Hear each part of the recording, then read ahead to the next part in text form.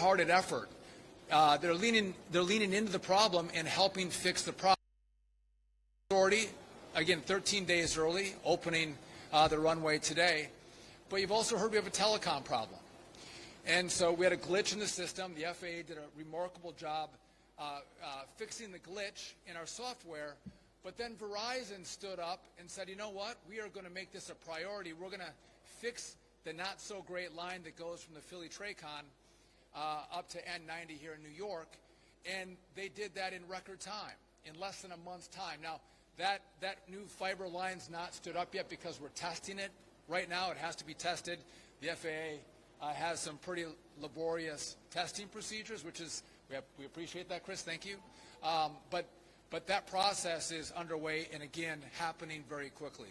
By the way, after that, we're laying fiber from N90 to Newark, but the line from N90 to Newark has not been a real issue for us. So, again, everybody who touches the problem stands up and helps fix the problem. In regard to controllers, so that's been a big topic of conversation.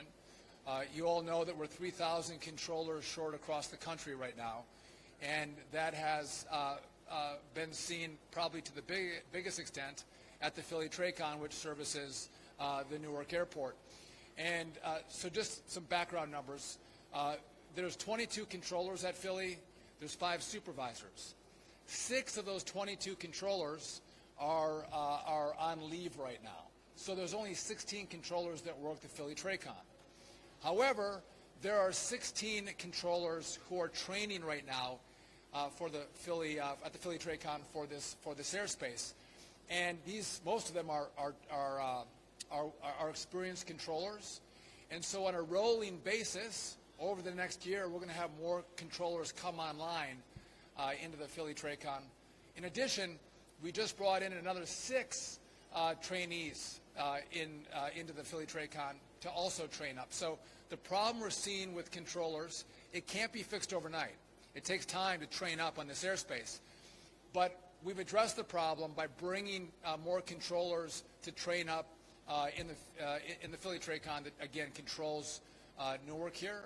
And over the course of the next months, you're going to see improvements in this airport, in this airspace. And again, day one, we have the airport. You're going to see improvements, again, in the telecom, and then you're going to see improvements with the staffing issues with regard to controllers. I'm going to turn it over in a second to the Deputy Administrator. But I also, again, I fly, this is my airport, I fly out of Newark, and I think a lot of people were frustrated by the fact that they were booking flights, and because of the issues we were having, their flights were hours delayed and then maybe even canceled. And all of the airlines came together with the FAA's leadership, and United being the biggest provider, biggest airline here at Newark, they worked together to reduce the capacity at the airport. Again, we're flying 28 flights an hour in regard to departures. And I think the beauty of that is that when you book your flight, you're going to fly. Again, you don't want to book and wait 2 hours and be canceled. If you book, you want your plane to take off. And so we are at an agreement now where, again, if you come to this airport, whether Chris or Scott said we've got some even better pricing right now at Newark. So if you want to book at Newark, you might get a little better deal if you're coming out of this airport. But if you book, you fly, and that's critical. That's important. And so the message I have for all of you is no one here has created this problem, right? The problem has landed on our laps, but I want you to know that you have every asset that touches the problem working together, coordinating, cooperating, collaborating to make sure that as a team we address the problem that exists at Newark. And by the way, we may see some of these problems happen at other places around the country. And with the same kind of energy and fervor, we're going to address those problems should they come up. And so, again, I'm proud of this team. I want to again say thank you to the Port Authority, who again leaned into the problem and brought us to a moment where we're 13 days early. Again, critically important getting the runway up and active. And so with that, I want to turn it over to a guy who has done just an amazing job as the acting administrator of the FAA. He came in, and I think a lot, probably more has been thrown at him in the last 6 months than anyone who's come in to lead the FAA in recent memory. Acting Administrator Chris Rushalow. Thank you, Mr. Secretary. Pleasure to be with you all here today. And let me just echo really quick the Secretary's comments about true appreciation for the collaboration that went into this, particularly with the Port Authority today. We are actually using the new runway today for departures, and that's a big deal. Way ahead of schedule, and certainly contributing to a safe and efficient operation. I would also say our next steps are to go, we're going to have our technical operations people go out and certify that new runway for arrivals as well. It's going to take a little bit longer, simply because we want to make sure that the equipment there is certified, is flight checked, and so that's going to take a few more days. But we're really proud of that collaboration that brought everybody together to be able to utilize that extra runway today. I would also note that, as the Secretary talks about, a lot of the work that went into this in advance, so we're running a 28 arrival rate right now. Once we certify that extra runway with the new arrival instrument landing systems, we'll be able to move up to 34 rate arrival per hour.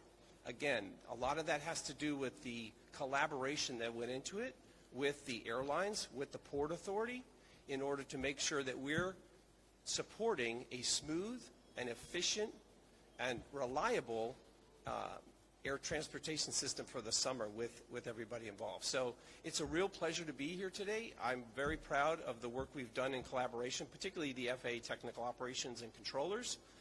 As the Secretary talks about, there's a lot of work to be done, but we're in there every day. They care about the safety of the system. That's job one for us. And so again, none of this comes together as part of our aviation safety ecosystem unless everybody's putting in, particularly with the airlines when we talk about reducing delays and disruptions over the summer. So with that, I will turn it over to Sarah McKeon from the Port Authority.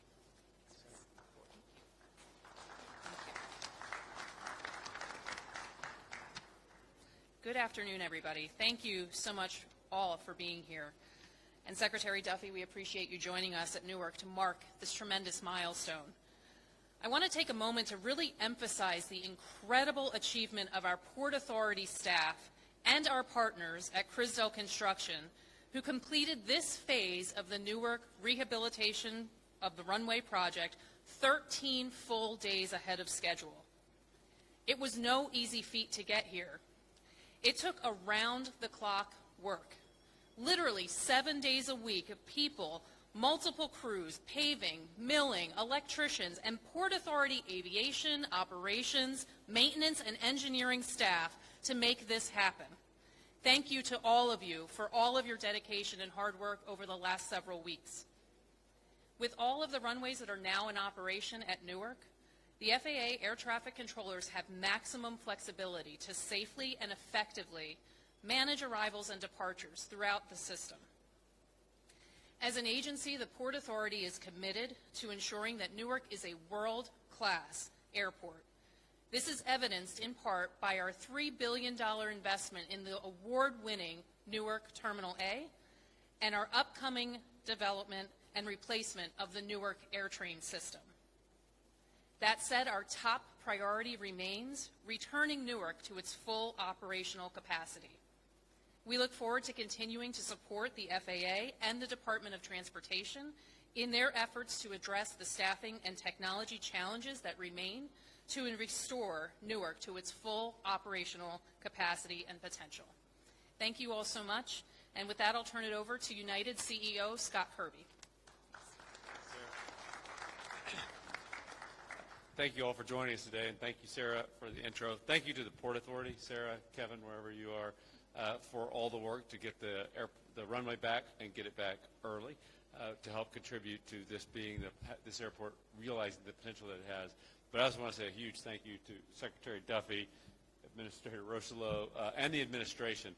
The level of engagement that you see here today is unprecedented in my career. I've spent a career in aviation, sometimes, often working to try to get the FAA to support and help customers and help our operation. And the level of support and partnership that we've had, the very fact that you're both here with us today, is a testament to trying to be partners and try to make the airspace and the airport not only safe but work for customers around the country. And I think this is a seminal moment in the aviation infrastructure history that we're here with them today. So thank you both. I also want to thank all the employees, many of whom I see in the back of United Airlines, for what you always do. I have been through this airport 5 or 6 times in the last few weeks, and it's an inspiration to me when I walk around, because they know what I also know, that not only are they keeping our customers safe in conjunction with the FAA and the air traffic controllers, but they're doing a great job of making this a really reliable airport that our customers can count on. And in fact, for the period of time this year, for the almost 4 months of the year when runway construction wasn't going on, Newark has actually been the most reliable of the 3 New York airports, slightly ahead of both JFK and LaGuardia in terms of on-time performance and lowest cancellation rate. So they really are doing an amazing job taking care of our customers. And I really am excited today, as challenging as the last few weeks have been, and they have been tough, that the future looks brighter for Newark than it ever has in my career. The things that we have been asking for years to make this airport operate reliably for customers are now being done. The administrator talked about the number of flights that we have at the airport, and while we would at United would love to schedule more flights, we can only schedule as many as the airport can handle. And so having the infrastructure right, having the staffing right at the TRACON, at the tower, and in the centers, but also having the airport realistically scheduled is the key to letting this be the crown jewel that it really is for not just United Airlines, not just for New Jersey, but really for the entire country. Because Newark, the United Airlines hub here, actually is the largest single airline international gateway, particularly to Europe, of anywhere in the country. It really is a crown jewel of Americans visiting and seeing the world, and for people from around the world to come experience this country. So a huge thank you to everyone. We are glad to put this in the rearview mirror, and as I told you, customers can not only book with confidence. We did get well behind on bookings because of the perception issues around Newark recently, and so that means more seats are available, which means that the fares are better than they're probably going to ever be in the years to come. So now's the time to book your vacation. If you want to go to Europe or you want to head across the country, now's the time, because you're going to have not just a good value, you're going to have great people of United taking care of you, but you're also going to have an airport that is likely to be the most reliable of any of the New York airports, just like it was before the runway construction, for the remainder of summer. So thank you all for joining us. And with that, I'll turn it over to a congressman from this great state, which is a crown jewel for us and for the country, Congressman Tom King. Thank you. Thank you. Thank you. It's good. It's great to be with you here with the Secretary, here with the leadership of the wonderful organizations. If New Jersey, the region, and the United States are going to be successful, Newark Airport has to be open. It's that simple. And this great partnership that came in 13 days early is going to be a real benefit and a real focus for other airports to follow their lead. The Port Authority did a phenomenal job. The FAA, DOT did extraordinary jobs. That partnership, as well as with the private sector, with Verizon, as well as with United, making sure that the communication was key. Infrastructure has to work. The timing has to be predictable. And together, we can make sure that safety is paramount. We can make sure this stays open and make sure we have the funding from the federal level as well. Thank you.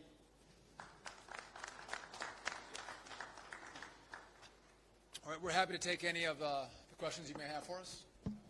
Yes? So when are passengers, thank you. So when are passengers really going to see a change or a difference and, in volume and the ability to book more flights and options, things like that? So I'll take a crack at that if I get it wrong. Chris will tell me. So we're at 28 flights an hour right now. Once the runway gets certified, we're going to increase that to 34 flights an hour. So you're going to start to see that, and that's going to be the 9th or 10th. We think it's going to be certified, so a little over a week. And so then when you'll have more capacity coming out of this airport, and we're going to hold that then for the summer. We're not going to reevaluate the number of flights per hour until we get to October. I'll just add that from a customer perspective, what's selling right now is that 34 flights. So if you book, you can have confidence that the selling schedules are equal to the 34 that the Secretary said, so you can book with confidence. Yes. Hi, Katie Corrado from Pix 11. So you had to, particularly United, cancel flights voluntarily, and that is with one runway down. So now that you've added this runway back, can you start adding flights back? Is that in the foreseeable future? They are. So the schedule is now built starting June 15th at 34. It's 28 until then, but the airport's going to easily be able to handle the 28 because the runway's back early. But once it's back to starting June 15th, the airport is scheduled at 34 per day. And again, that's what's in the selling schedules today. So if you're buying a ticket this summer, you can have confidence that that's the schedule. And I think we'll be able to gradually ramp that up by the time we get out to October and look at the data. But we're confident. The other thing that United has done is fly bigger airplanes. So we'll have fewer flights. We have fewer regional jets, and we're flying bigger aircraft in to keep the number of seats for customers similar to what it was before. But the schedule is now set. Okay. Just to add to that, we had three problems. One, the runway was getting rebuilt, and again today we're celebrating 13 days early. We had a telecom issue. That new fiber is laid, but it has to be tested. And then we have the staffing issue with air traffic controllers. So all of those things on a rolling basis are going to come online. And as that happens, we're going to be able to expand the capacity of the airport. But again, you can't snap your fingers and make it happen really quickly because these things take longer than a week or two or even a month. Secretary, can you, I have two questions. One is the fiber that got laid and is getting tested. When do you expect that to come online? So I don't want to overpromise and underdeliver. So we're looking at it, but our hope is at the end of June, early July, we can switch it over. Okay, and then But that's the line from the Philly Tracon to N90. And that was the problem line that we had. for radar, for telecom? For telecom. Okay. And then the air traffic controllers, you mentioned that there's many in training, that they should be able to roll out over the next year. Can you give us a little more particulars on that? Do you expect all of those air traffic controllers that are getting trained for Area C to be, rolling out like a year today? Like how can you just give more detail on that? So we have 22 controllers. 6 are on leave right now. Okay. So it leaves us with 16 controllers in the Philly Tracon. And we have 16, there's really a lot of 16s in here, so don't be confused. We have 16 in training. 14 of those are experienced controllers from other airspaces. They have to get trained up in this airspace. And so depending on where they're at in the training will depend on when they roll out of training and become certified controllers for this airspace. I believe, Chris, we have another 6 that just came in on top of the 16. So there's a total now of 22 controllers in training. And so it does take time, right? You want to make sure you have well-trained, certified controllers controlling your airspace. And so, again, they won't come out all at the same time, but they'll roll out over the course of the next months up to a year. So you'll start to see reduced stress on the controller front as we go from month to month. Hi, Tim McNicholas with CBS News New York. A few weeks ago, the FAA announced that they were installing runway incursion devices at 70 airports across the country, but not any airports in New York or New Jersey. Why not install those devices here?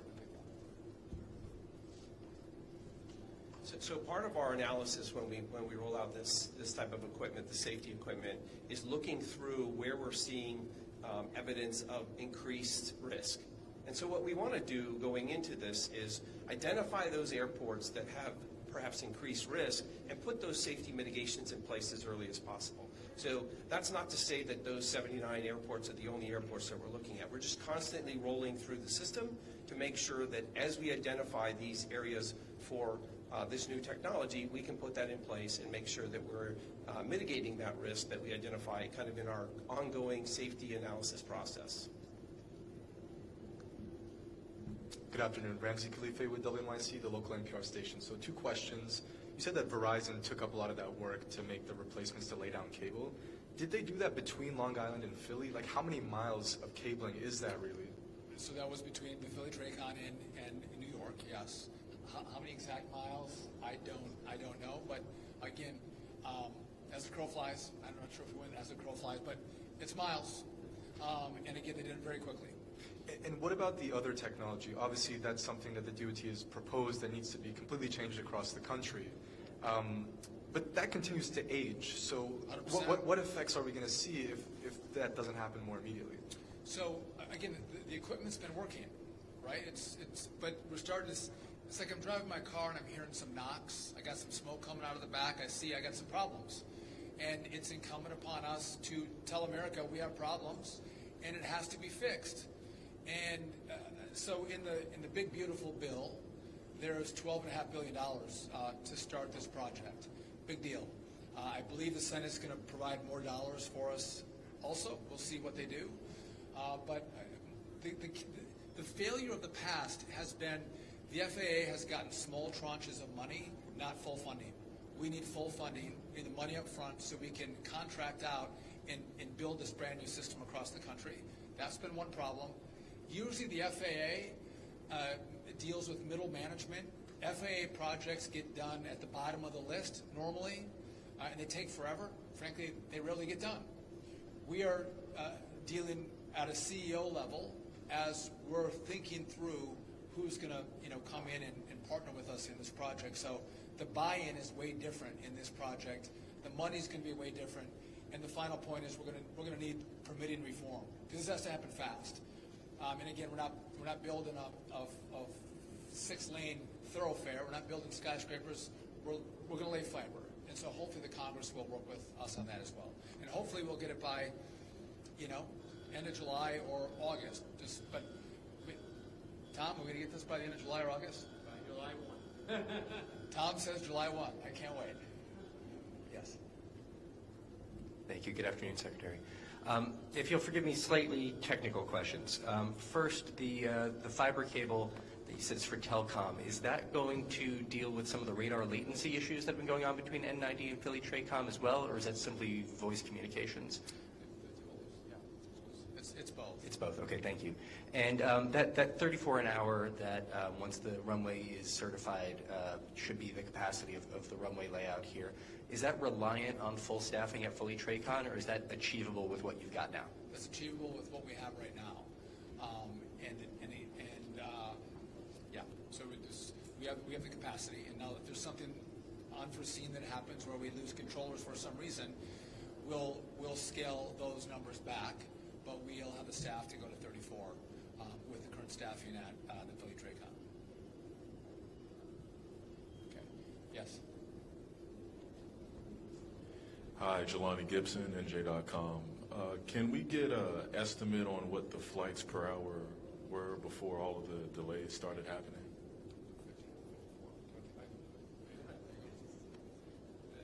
The theoretical capacity of the airport was about 38.5 per hour, so 77 total operations per hour.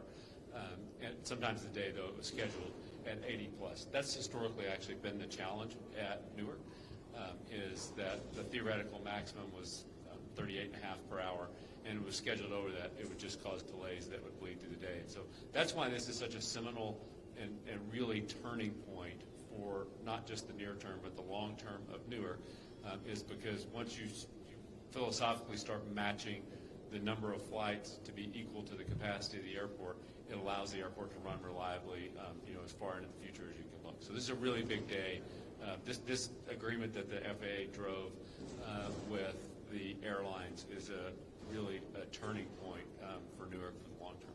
And so just to be clear, you are 4 flights per hour away from the operational capacity. From what it was historically. Okay, got it.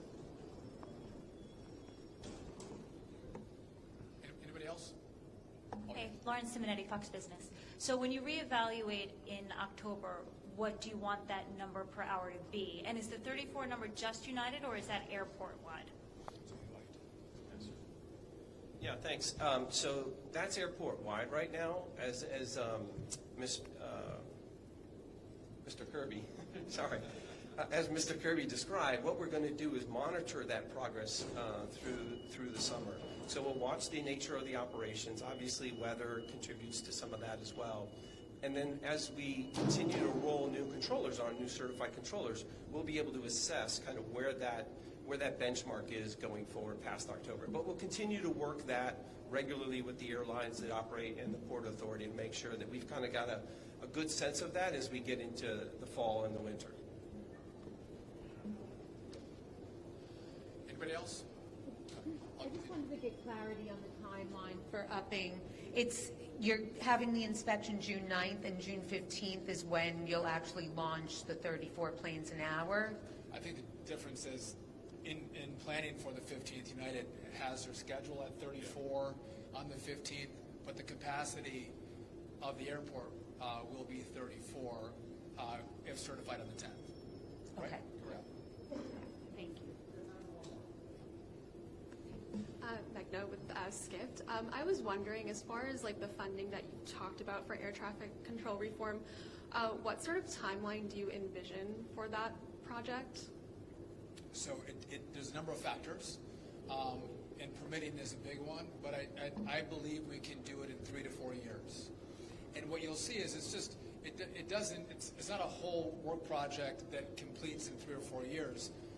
You'll have airports that are done well before that, right? So we'll upgrade airspaces, TRACONs, towers, and you'll see the benefits as we go from year to year. We hope the completion of all of our airspace will be finished in that 3 to 4 year time frame. If I get the permitting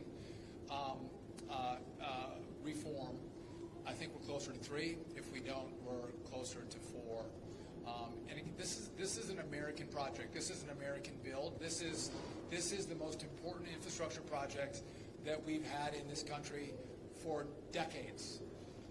And so you're going to see, I think the Congress is going to engage. If a bill's on the floor today, and Tom will tell me if I'm wrong, we would have 90% of all Republicans and Democrats in both chambers that vote for it. Everyone agrees this is nonpartisan. Everyone knows we have to do it. What vehicle does the money get on in Congress to get it to us?